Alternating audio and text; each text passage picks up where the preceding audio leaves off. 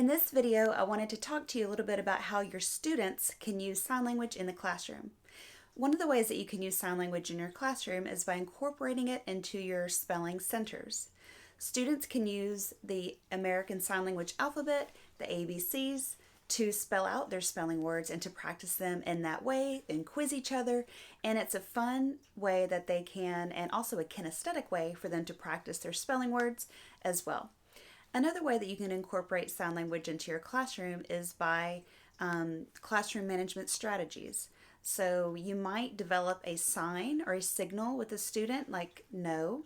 You might use the word no with a student. Instead of calling them out loud in front of everybody, that student in particular may respond better to silent corrections, or might look to you to see if they're doing the right thing, and you can give them a signal or a sign in that way.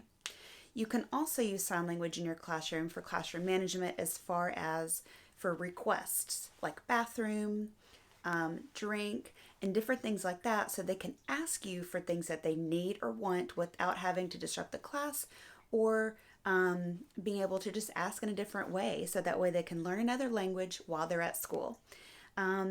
So those are just the three main ways that you could use sign language in your classroom.